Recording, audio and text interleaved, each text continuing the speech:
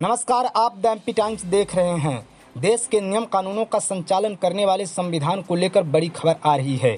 Supreme court में एक याचिका दायर की गई है जिसमें संविधान के 42वें संशोधन पर सवाल किया गया है। साथ ही संविधान की प्रस्तावना में बाद में जोड़े गए धर्मनिरपेक्षता और समाजवादी शब्द को हटाने की मांग भी की गई है। याचिका में याचिकाकर्ता ने इन शब्दों को सियासी विचारधारा को थोपने वाला बताया है।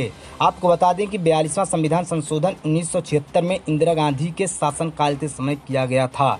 इस संशोधन के द्वारा संविधान में व्यापक स्तर पर परिवर्तन किया गया था तथा कई नए आयामों को जोड़ा गया था, जिसके कारण इसे मिनी कॉन्स्टिट्यूशन अर्थात छोटा संविधान भी कहा जाता है। इस संशोधन के द्वारा संविधान में कई बिंदु जोड़े गए थे, लेकिन मोटा माटी हम आपको कुछ बिंदु बताते चलते हैं। इसी संविधान संशोधन के द्वारा संविधान की प्रस्तावना में समाजवादी, धर्मनिरपेक्ष और एकता एवं अखंडता जैसे शब्द भी जोड़े गए थे। इसी संविधान संशोधन द्वारा नीति निर्देशक सिद्धांतों को मूल अधिकारों पर सर्वोच्चता भी दी गई थी। इसी संशोधन के तहत संविधान में 10 मौलिक कर्तव्यों को जोड़ा गया था, जिन्हें संविधान के भाग 5 के अंतर्गत 51 क में रखा गया था।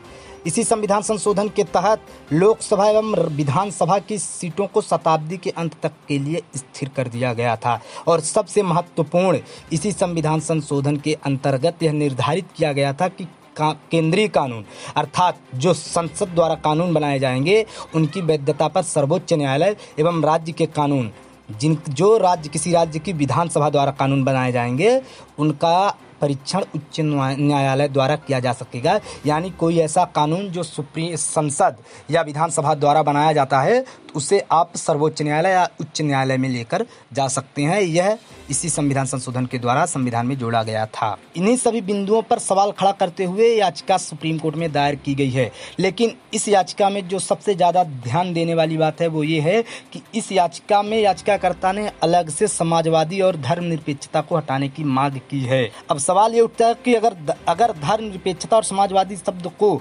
संविधान से हटा दिया जाता है तो क्या हमारा सेक्युलरिज्म खत्म हो जाएगा? तो आपको बता दें कि अगर धर्मनिरपेक्षता को संविधान से हटा दिया जाता है तो इसका सीधा सा मतलब होगा कि अब देश का कोई धर्म हो सकता है, अर्थात देश को आप हिंदू या मुस्लिम या ईसाई किसी भी राष्ट्र के रूप में प्रदर्शित कर सकते हैं। जिस तरह से पाकिस्तान और अफगानिस्तान ने स्वयं को मुस्लिम राष्ट्र घोषित करके रखा है, उसी तरह इन शब्दों के हटने के बाद भारत भी स्वयं को हिंदू राष्ट्र या किसी अन्य राष्ट्र के रूप में घोषित कर सकता है।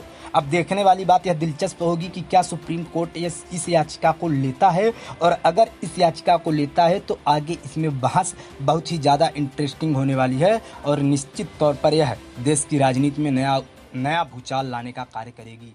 धन्यवाद।